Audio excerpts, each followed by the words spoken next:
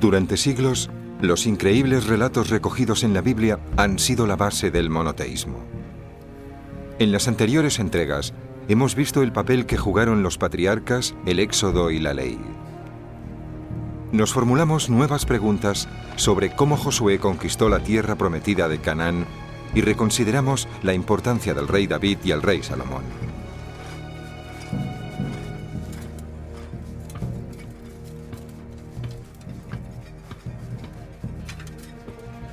Esta vez, nuestra investigación arqueológica tiene como objetivo determinar los orígenes de un pueblo.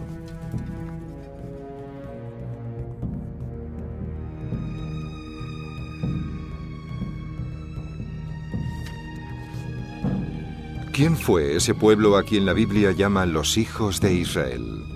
¿De dónde venían?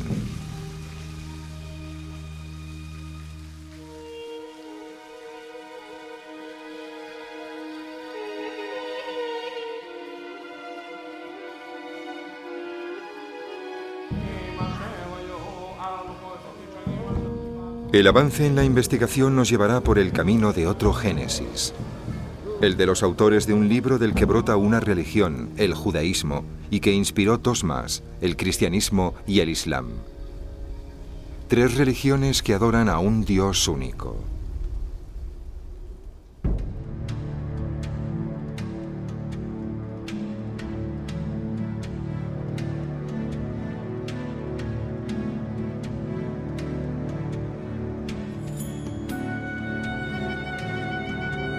Descubrir la Biblia.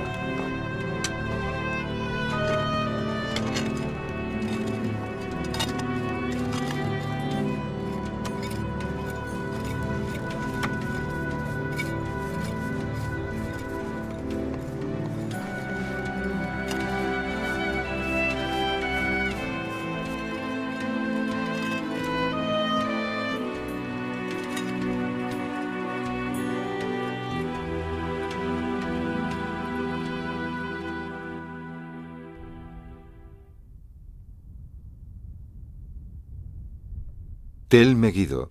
En este yacimiento arqueológico encontraremos las claves para descubrir a los autores de la Biblia. El libro sagrado. Los 25 estratos sacados a la luz en este yacimiento cubren 7000 años de historia de Canaán. ¿Nos permitirán descubrir nuevas pistas sobre el origen de los israelitas?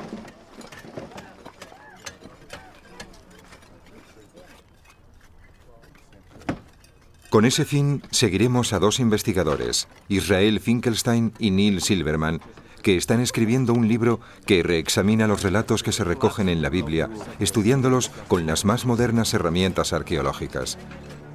En el centro de la investigación está descubrir el origen de los israelitas.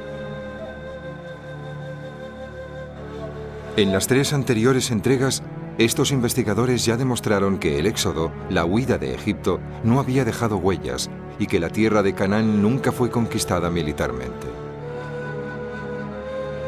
Pero, ¿de dónde proceden los israelitas? ¿Qué enfoque deberíamos darle a nuestra investigación?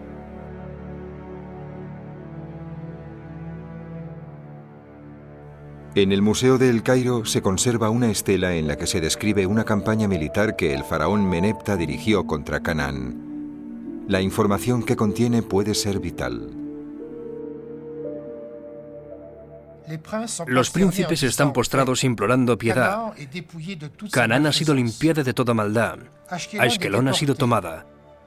Gezer ha sido capturada. Yanoam ya no existe. Israel ha sido arrasado, devastado en su totalidad.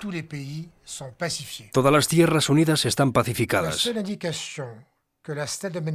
La única indicación que nos da la estela de Menepta sobre la naturaleza de esta población denominada Israel es que los jeroglíficos contienen los símbolos de hombre y mujer y las tres líneas que indican el plural.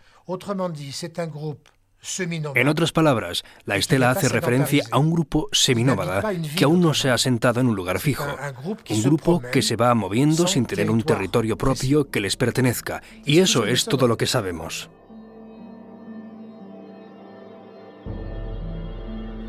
La estela data de finales del siglo XIII, del año 1207 a.C. un punto de partida concreto en nuestra búsqueda del pueblo de Israel. Los historiadores señalan que en la misma época que se erigió la estela, Canaán estaba organizada en ciudades-estado bajo el dominio de Egipto.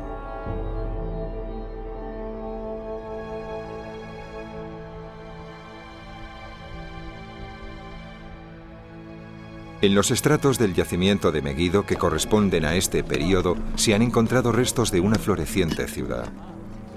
Durante todo el siglo XIII y todo el siglo XIV, Meguido era aparentemente una próspera ciudad canaanita. Pero de repente, sobre el año 1130 a.C., fue destruida. Una capa de escombros carbonizados, claramente visible en muchas zonas del yacimiento, atestigua la violencia del acontecimiento que causó su destrucción.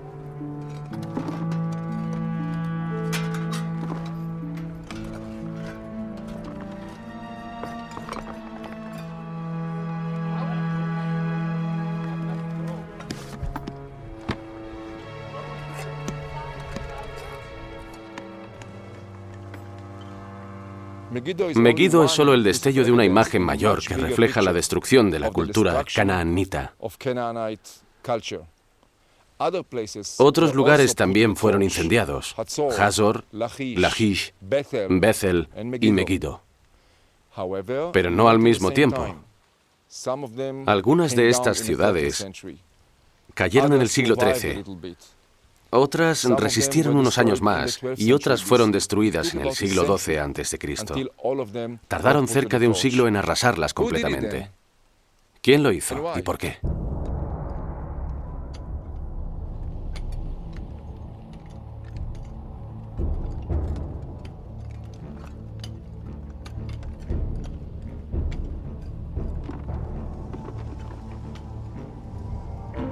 Si ampliamos nuestro punto de vista, veremos que toda la región del Levante pasó por un período de intensos conflictos en esa época.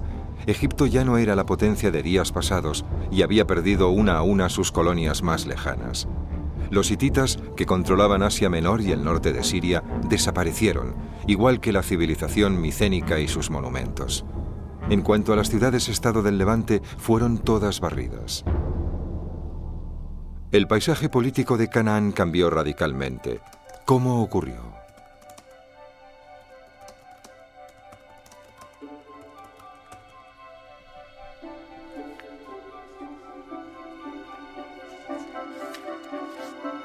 Las tablas cuneiformes descubiertas en la ciudad portuaria de Ugarit, en Siria, que también fue destruida en esa época, nos proporcionan los primeros elementos para comprender esta transformación.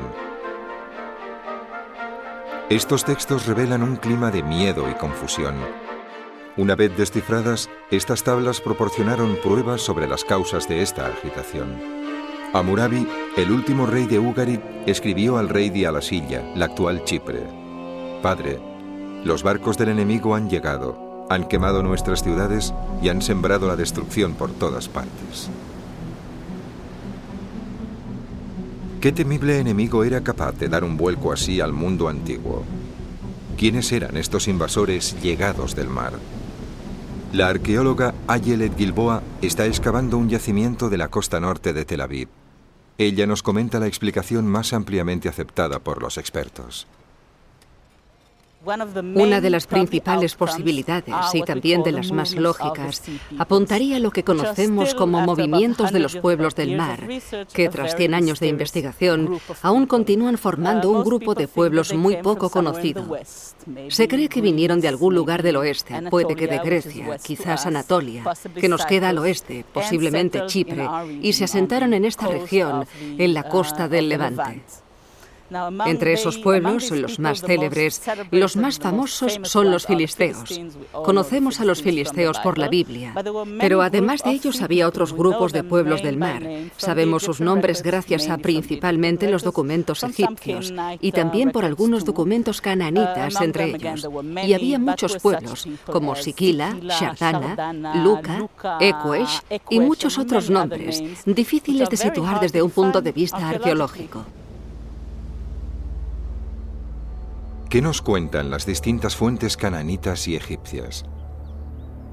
En Medinet Habu, en el Alto Egipto, una inscripción monumental de la época de Ramsés III describe unos ataques perpetrados por unos invasores desconocidos. Las inscripciones muestran una campaña militar y una batalla naval, barcos volteados, arqueros, hombres caídos al mar.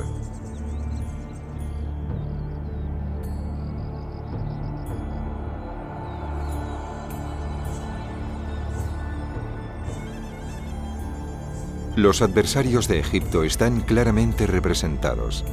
Llevan cascos con penachos y cintas para atarlos a la barbilla y a veces unos extraños cascos tocados con cuernos. Un relato visual de los horrores de la guerra.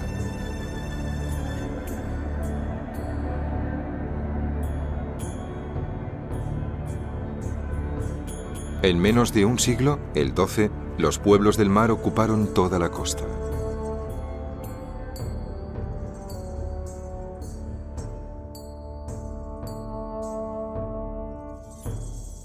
Sería un error suponer que todas las ciudades-estado canaanitas fueron destruidas por los pueblos del mar. El Mediterráneo oriental estaba en su totalidad en un excepcional estado de agitación. La economía se vio alterada. Las rutas de comercio marítimo se habían cortado y los puertos de la costa mediterránea fueron destruidos y se ocuparon. En una situación de estas características, con una economía quebrada, hambre y problemas políticos, una ciudad puede atacar a otra. Un grupo de gente de las tierras altas puede tomar una ciudad, y también pueden aparecer tribus de pastores nómadas que intenten sacar provecho atacando una ciudad desprotegida y aislada. El caos era total. Mientras las ciudades-estado se iban desvaneciendo una tras otra, en las tierras altas iba a producirse un hecho bien diferente. En esa época, la densidad de población de la región era muy baja. Su estéril topografía hacía que las comunicaciones fuesen difíciles.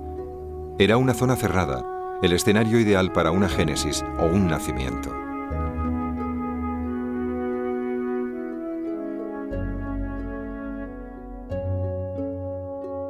Hasta finales de los años 60, las tierras altas eran prácticamente una incógnita en términos arqueológicos.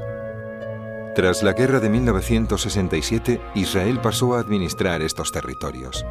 Fue entonces cuando algunos equipos arqueológicos empezaron a llevar a cabo misiones exploratorias en la superficie.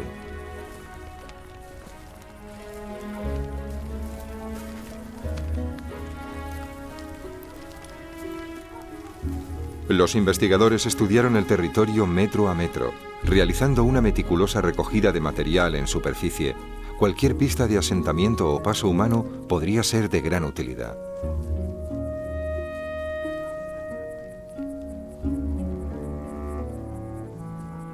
Se recogió hasta el más pequeño de los objetos que pudiesen aportar algún registro y se tomó buena nota de su localización.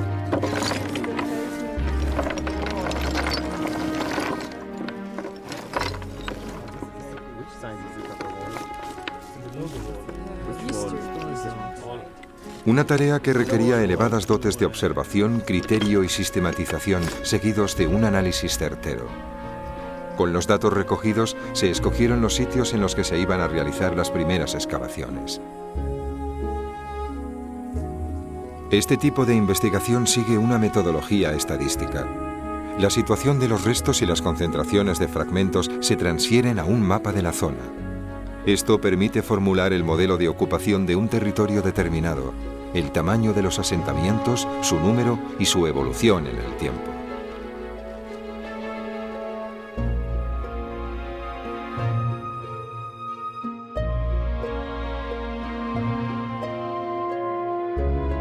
Siguiendo esta metodología, no se dejó ni un palmo de las tierras altas sin inspeccionar. Los resultados fueron impresionantes.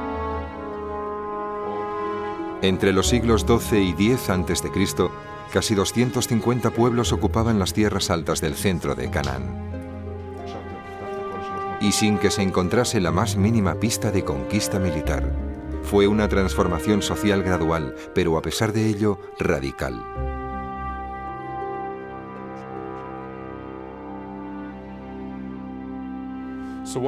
Aquí tenemos el mapa de todas las investigaciones realizadas durante décadas en las tierras altas, de sur a norte. El mapa mismo ya es extremadamente importante, pero hay otro paso que dar.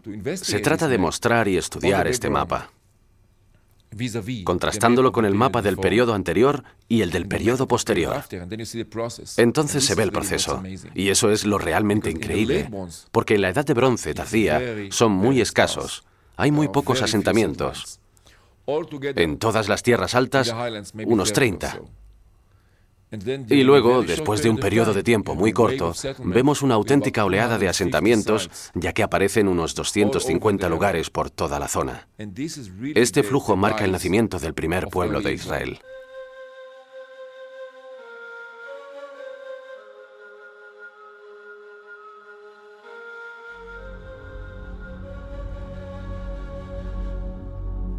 ¿Pero podemos llamar a estos asentamientos los primeros israelitas? ¿Qué distingue a estos pueblos que aparecieron en las tierras altas? El trazado de sus poblados, que es muy diferente al de los pueblos de las tierras bajas, nos da la primera pista. Estos pueblos tenían forma ovalada.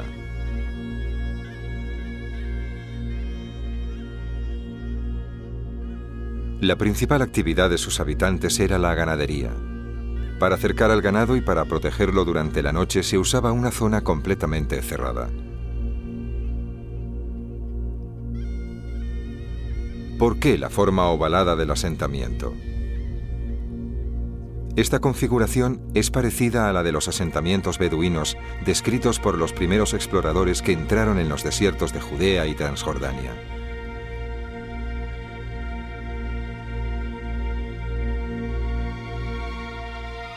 ¿Fueron los habitantes de las tierras altas antiguos pastores nómadas?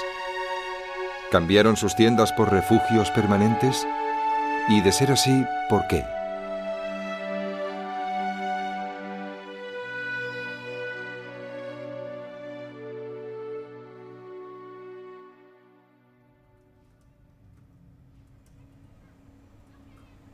Parece que Israel Finkelstein ha descubierto por fin una pista que le permita avanzar su investigación sobre los orígenes de los israelitas. Pero para seguir adelante, tiene que contemplar nuevos datos etnográficos y etnoarqueológicos, extraídos del estudio del modo de vida de los beduinos de hoy.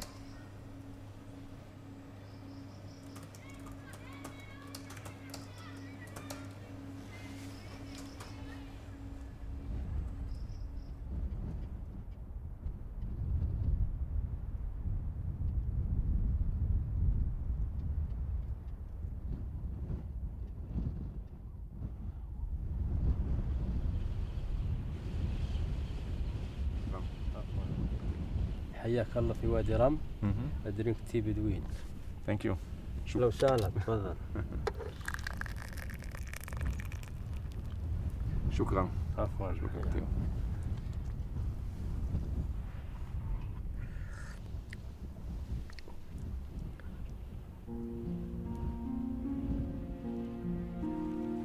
El modo de vida de las tribus nómadas depende de un sistema de intercambio con las poblaciones sedentarias, un sistema apoyado en reglas concretas. Los pastores aportan proteínas animales y cuero, mientras que las poblaciones asentadas proporcionan cereales y otros productos agrícolas. Los cereales son la base de la dieta de las sociedades tradicionales, pastores nómadas incluidos. Sin estos cereales, los beduinos no podrían continuar con su vida nómada. Si por cualquier razón el sistema de intercambio se viniera abajo o fuese imposible de mantener, los beduinos se verían obligados a producir sus propios cereales. Pero para hacerlo, primero tendrían que asentarse. ¿Qué causó la caída del sistema de intercambio y obligó a los nómadas pastorales a asentarse en las tierras altas? Es importante recordar que en la última fase de la Edad de Bronce tardía nos acercamos paulatinamente a una significativa crisis en toda la región. Canaán, las tierras vecinas, todo el Mediterráneo oriental sufre una grave crisis. Los imperios se vienen abajo, se destruyen ciudades, la administración egipcia ha desaparecido de Canaán y la gente huye de los pueblos. En una situación así, los aldeanos no podían producir suficientes cereales para mantener el comercio con las tribus nómadas, y éstas no tuvieron más remedio que establecerse. Ese es el momento exacto en el que de repente asistimos a una oleada de asentamientos en las tierras altas. Mi hipótesis es que eran los pueblos constituidos por tribus nómadas de la Edad de Bronce tardía, que la crisis convierte en sedentarias. La arqueología nos muestra que las manufacturas de los nómadas que se asentaron en las tierras altas no eran muy diferentes a las de los pueblos vecinos. Una única particularidad les distingue: su dieta.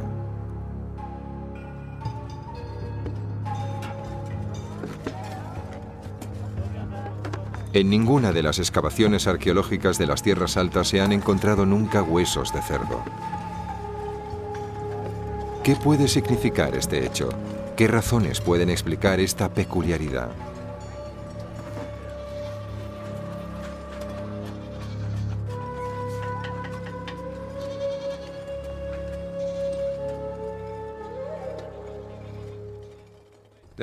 Hay varias y posibles razones. Una de ellas es su origen trashumante, ya que a resultas de este, los pueblos nómadas no tenían cerdos. Esa podría ser una razón. Pero creo que hay una razón más importante que justifica no encontrar osarios de cerdo en las tierras altas. Y es que exactamente durante esa misma época, los pueblos filisteos de las tierras bajas, y en general todos los pueblos de las tierras bajas, canaanitas, filisteos y otros, comen mucho cerdo.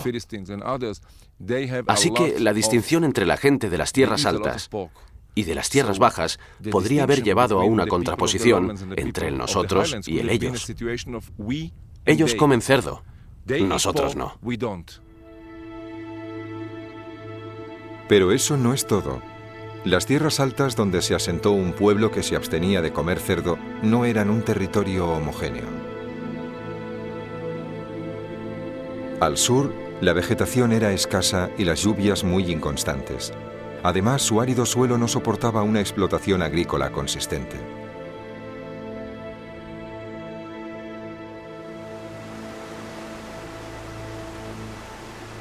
El ambiente en el norte era muy diferente. Las abundantes fuentes de agua y los fértiles valles favorecían una agricultura basada en el cultivo de cereales.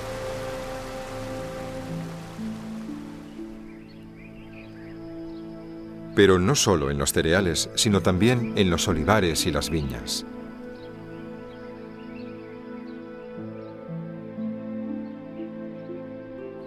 Los muchos restos de prensas encontrados en la zona atestiguan un sistema agrícola desarrollado, además de una de las actividades más lucrativas de la época, la producción de aceite y vino. Los pueblos que ocupaban estas rutas comerciales se enriquecieron y acabaron por convertirse en ciudades.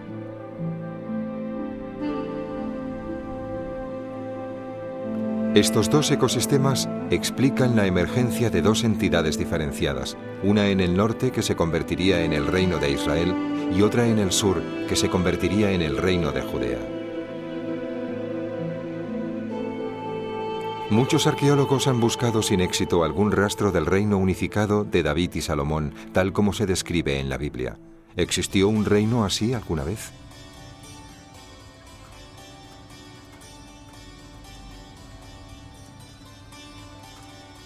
Neil Silverman e Israel Finkelstein han analizado los datos de los restos encontrados en Canaán y en las regiones fronterizas.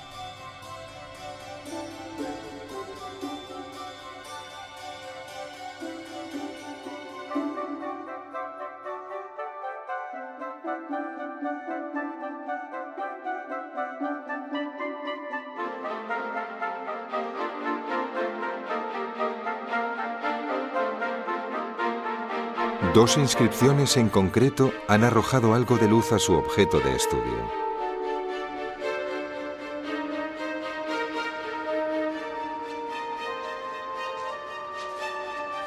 La estela Mesha, que se exhibe en el Louvre, fue descubierta por un misionero alsaciano en el sur de Jordania en 1868.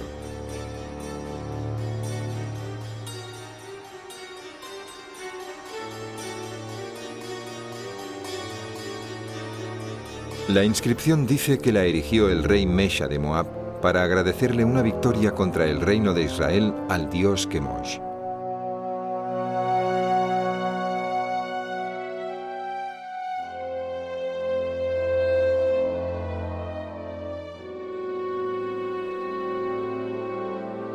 La estela menciona el nombre de Omri, rey de Israel.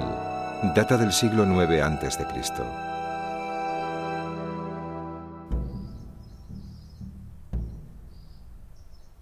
En 1993 se descubrió otra estela del mismo período en el norte de Israel.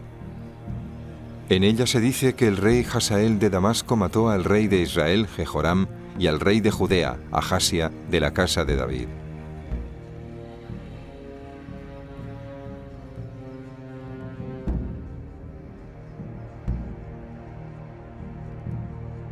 Estas inscripciones distinguen claramente dos reinos, Israel y Judea. No hay ninguna referencia a un solo reino. Sin embargo, la Biblia atribuye a estos dos reinos una religión común, la de Yahvé. ¿Qué es lo que realmente conocemos acerca de esta religión? Valiéndonos únicamente de la arqueología, es difícil hacernos una idea de la visión que tenía un pueblo de sus dioses. Difícil, pero no imposible.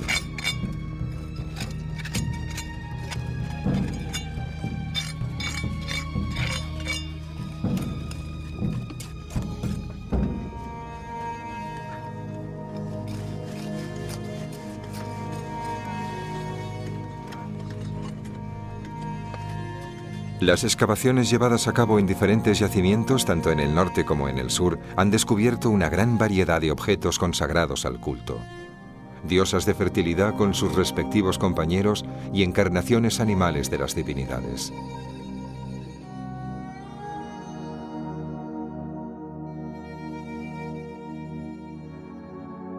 Pueden encontrarse tanto en asentamientos canaanitas de la Edad de Bronce como en yacimientos de la era israelita en la Edad de Hierro.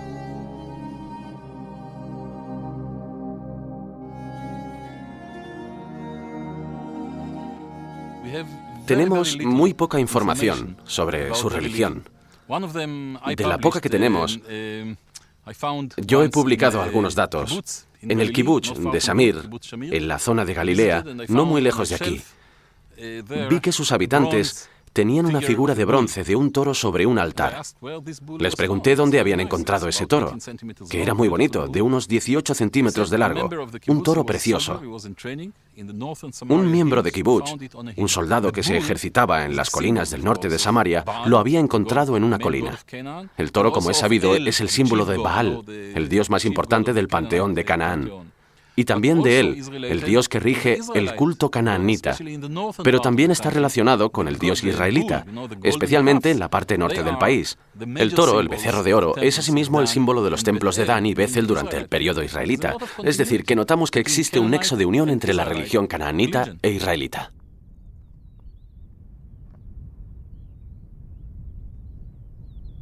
¿Qué sabemos sobre Yahvé?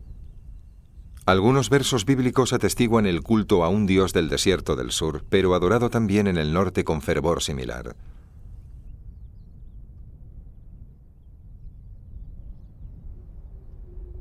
¿Cómo era la convivencia entre Yahvé, el dios del sur, y él, o Baal, los dioses del norte?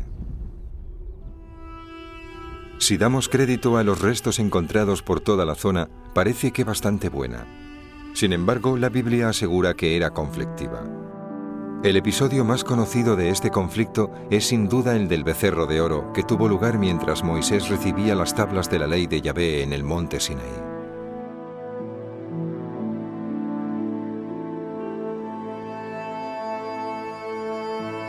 El pueblo, mientras esperaba en el valle el regreso de Moisés, forjó un becerro de oro.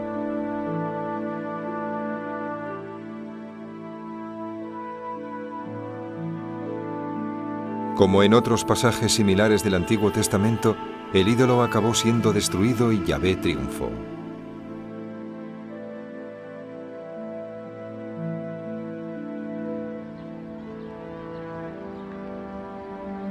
¿Qué simboliza este conflicto entre divinidades y la consiguiente victoria de Yahvé? ¿Qué realidad histórica refleja? ¿El culto a Yahvé en el reino de Judea está probado en términos arqueológicos?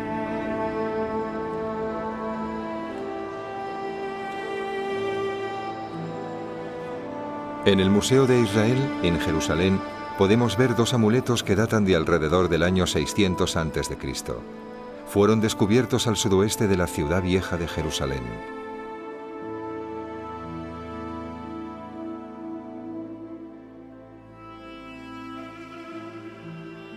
Estas piezas están cubiertas de una arcaica escritura hebrea que proclama: que Yahvé te bendiga y te cuide, que Yahvé vuelva su cara hacia ti.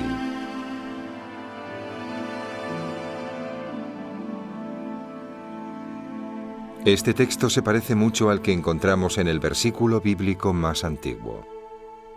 Está claro que Yahvé era la divinidad nacional. Se adoraba a Yahvé como a un dios autóctono, igual que los amonitas adoraban a Milcom, los moabitas adoraban a Chemosh y así sucesivamente. Pero adorar a un dios oficial no excluye que otras divinidades puedan ser igualmente adoradas. Al contrario, una deidad nacional es importante para garantizar la protección del pueblo e incluso para que el rey pueda dirigir bien a su pueblo en tiempos de guerra. Pero todo lo que concierne a los asuntos de fertilidad, por ejemplo, o las tormentas, debía solicitarse a otras deidades más específicas. En el caso de la fertilidad se recurría principalmente a deidades femeninas. Incluso en la antigua Judea existen evidencias de que existía un pequeño panteón que rodeaba a Yahvé, y eso es también incuestionable en el caso de Israel.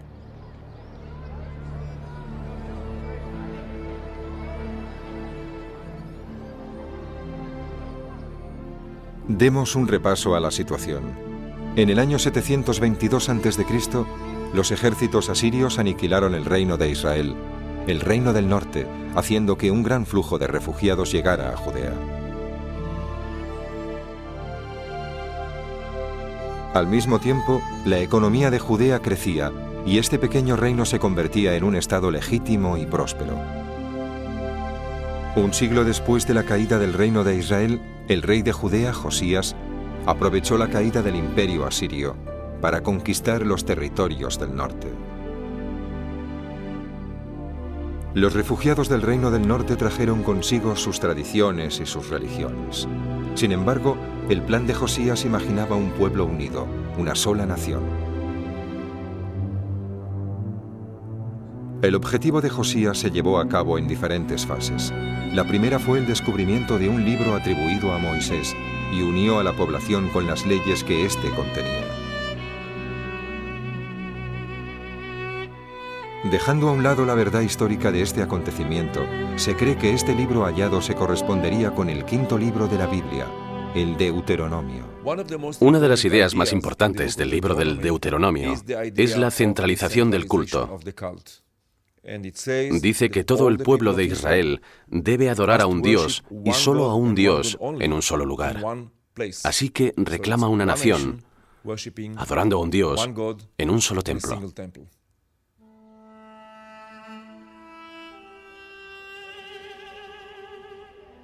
La segunda fase fue la erradicación de cualquier religión rival para unir al pueblo alrededor de un solo Dios. Finalmente, la última fase requería elaborar una historia común que combinase las tradiciones del norte con las del sur. ¿Es posible encontrar pruebas físicas de la reforma de Josías? ¿Pruebas de que esta centralización de la religión en Jerusalén tuvo lugar?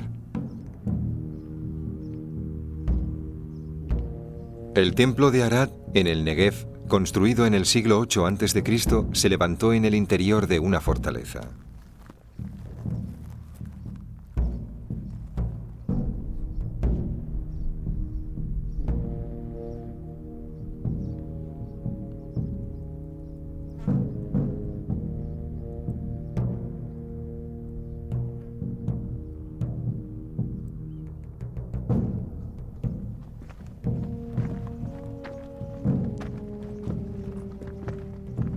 El templo fue destruido a finales del siglo VIII para nunca ser reconstruido.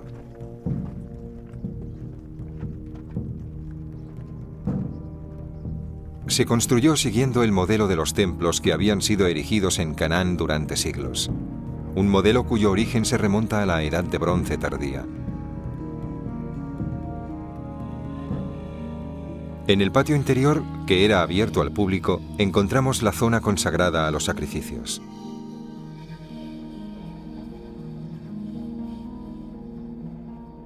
El patio da a un santuario reservado únicamente a los sacerdotes. Tras él, lo más sagrado, 2 altares y 2 piedras verticales que representan lo que la Biblia llama enigmáticamente Matseba.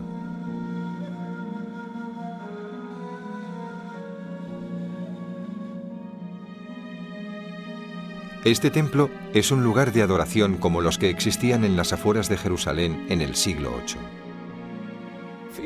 Si lo que sabemos de este templo resulta ser correcto, encontramos algo que diferencia drásticamente los siglos 8 y 7 a.C. En el siglo VIII hay templos en varios lugares de Judea, incluyendo el de Arad, que tengo a mis espaldas, el de Bir Shiva, no muy lejos de aquí, y algunos otros. Mientras que el siglo VII desaparecieron todos y solo encontramos el templo de Jerusalén.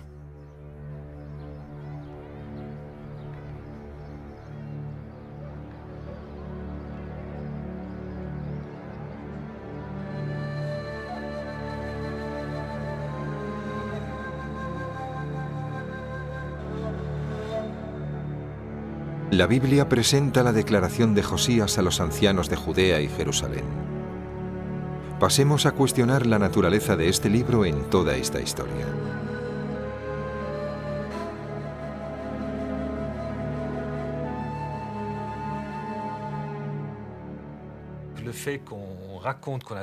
Que digan que se ha encontrado un libro indica que ya existía un libro antiguo que se había perdido en algún lugar del templo y que evidentemente legitimaba la reforma.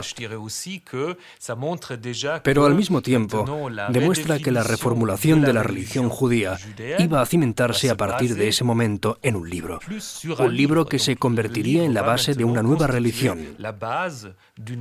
Así que no solo se trata de que se encontrara un libro, sino que a ese libro se le suponía un prestigio sin precedentes.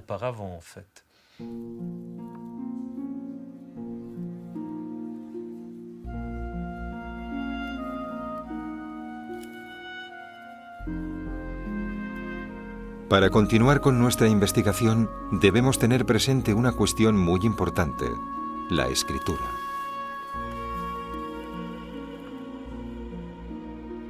¿Qué sabemos sobre los inicios de la escritura en esta región? ¿Qué circunstancias provocaron que la escritura adquiriese tal importancia en la sociedad del antiguo Israel? ¿Sabían los israelitas leer y escribir en el siglo VII a.C.?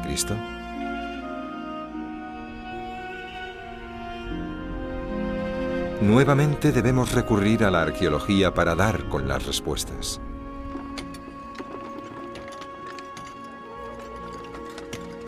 En los yacimientos del siglo VII se han descubierto muchos sellos y ostraca, fragmentos de cerámica que contienen distintas inscripciones. Son piezas muy poco comunes en el siglo VIII. Antes de esa fecha simplemente no existen.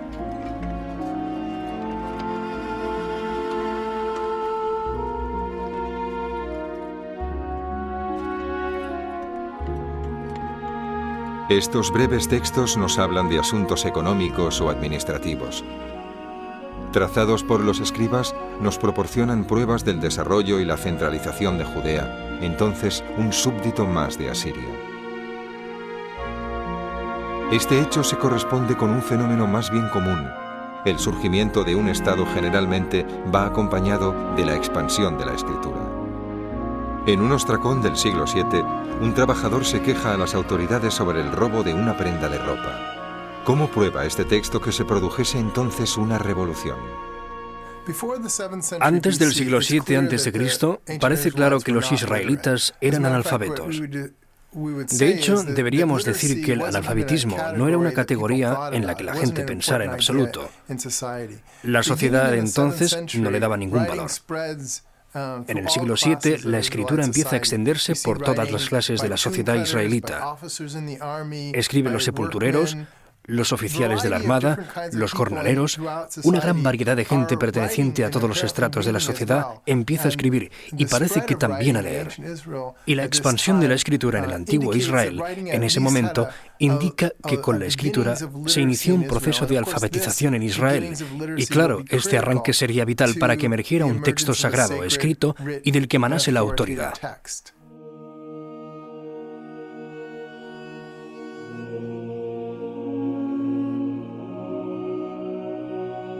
La escritura no era un saber reservado únicamente a los escribas.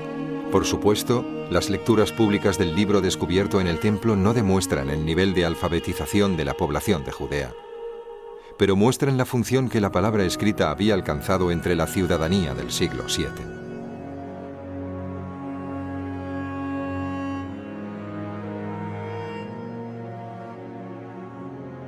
En el pequeño estado de Judea, bajo el reino de Josías, una revolución había empezado. El hecho de que un texto sagrado emergiese de una sociedad trashumante, ganadera y agrícola por necesidad, marca un hito en la civilización occidental. Nunca antes en la historia de la humanidad, ninguna sociedad había sacralizado textos jerárquicos. La mayoría de las civilizaciones de Oriente Próximo poseían textos únicamente administrativos. La autoridad, tanto cultural como religiosa, pasaba de familia a familia, mediante la tradición oral. No se transmitía mediante la lectura de un texto, ni recurriendo a un texto reglado.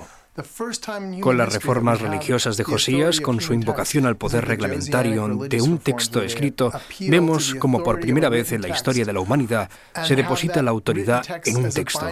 Y ese texto escrito posee una autoridad vinculante que abarca toda una cultura, para todo un pueblo, diferenciándose de la autoridad familiar y de la tradicional. Y eso es un hito en la civilización occidental. En el siglo VII a.C., todo se une. Todo está a punto para que algo nuevo suceda. Si estudiamos la política o la economía de la época, la situación social en Judea, incluso el hecho de que la alfabetización se extendiera desde el centro de la región hasta el campo, hasta los pueblos, que llegase incluso a la gente relativamente simple, todo eso propició una situación a partir de la cual Judea pasó a ponerlo todo por escrito, en un libro. Judea describe su pasado, mítico o histórico. Nos habla del presente y nos revela sus sueños para el futuro, en forma de palabra escrita, de libro. Y eso es algo nuevo en la historia de la aventura de la humanidad.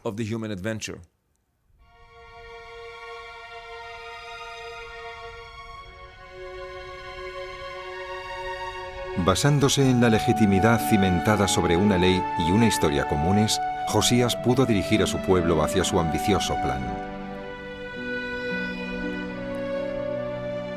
Pero el sueño de un gran reino que uniría por primera vez los pueblos de Israel y Judea no se iba a cumplir.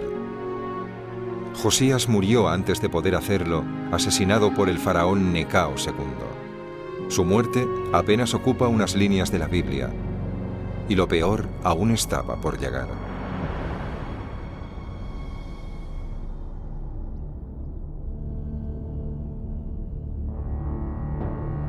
En el año 597 a.C., los babilonios causaron estragos por primera vez en el reino de Judea.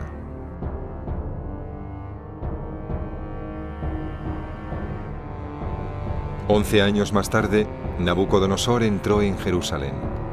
Quemó el templo de Yahvé. Jerusalén fue reducida a ruinas. Judea fue borrada del mapa.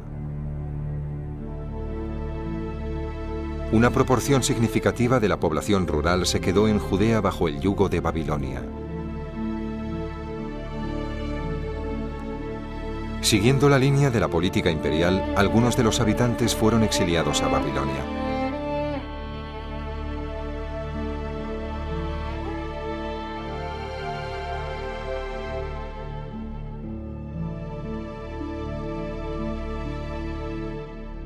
El último rey de la casa de David, Zedequías, cuyos hijos fueron asesinados, también fue llevado al exilio.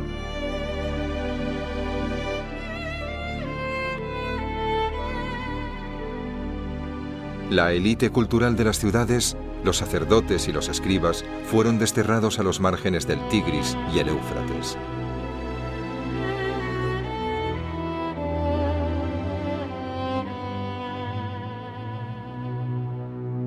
El libro de los Salmos lamenta que junto a los ríos de Babilonia nos sentamos y lloramos.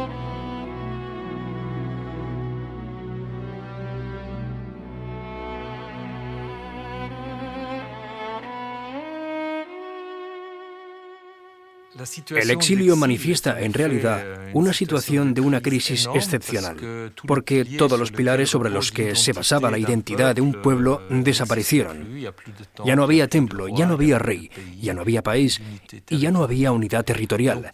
Así que para sobrevivir fue necesario encontrar otros medios para construir una identidad. En realidad fueron los exiliados, los escribas, los sacerdotes, los que construyeron esa identidad, tomando como punto de partida algunas tradiciones antiguas, pero abriéndolas.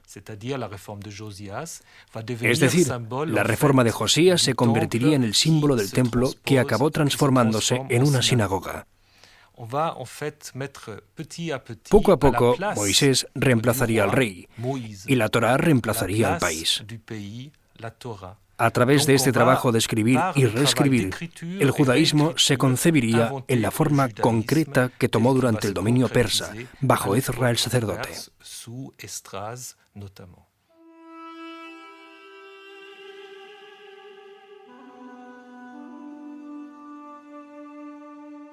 Es por eso que los estudiosos bíblicos han sugerido que el escriba Ezra dio los últimos retoques a la Torá, el Pentateuco.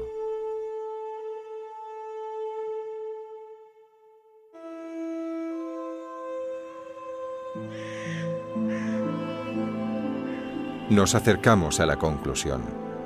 ¿Qué hemos aprendido de las pruebas que nos proporcionan las incontables piezas encontradas en los montes, las vasijas rotas y las antiguas inscripciones?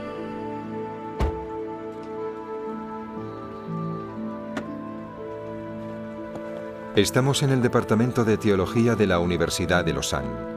Israel Finkelstein va a encontrarse con Thomas Romer.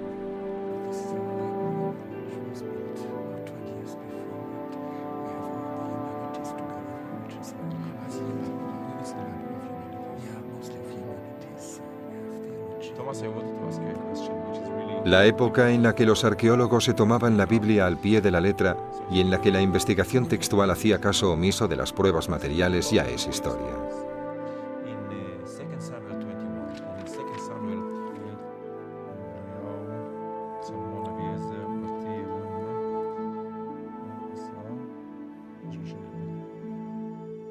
En cuanto a ti, bueno, ¿estas nuevas revelaciones arqueológicas han cambiado algo?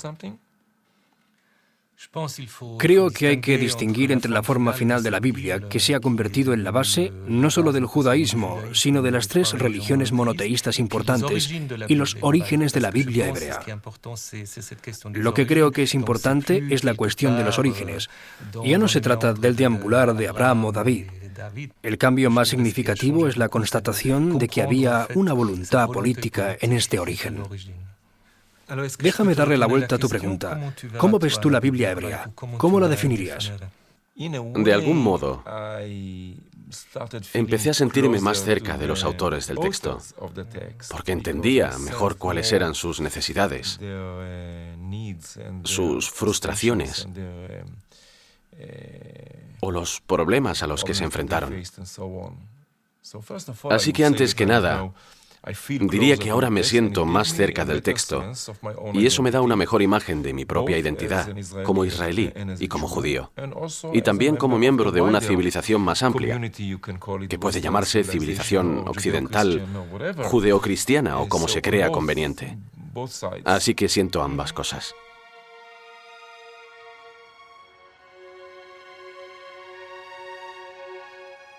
Durante muchos años, nuestros únicos conocimientos sobre la Biblia procedían de la misma Biblia. Pero la arqueología moderna nos sugiere un nuevo enfoque, un intento por entender las historias de la Biblia en su contexto político, geográfico, histórico y cultural.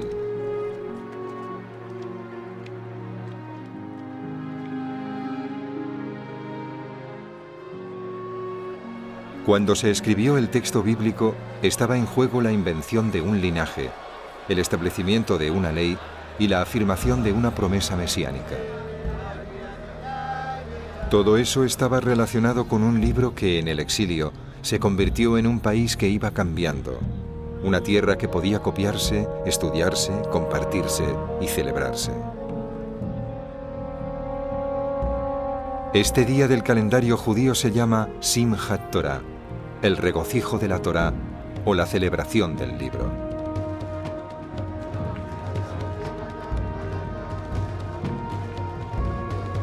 Como resultado de unos acontecimientos que sus protagonistas no previeron, estos pilares se convertirían en los cimientos del judaísmo. Pero esa es otra historia.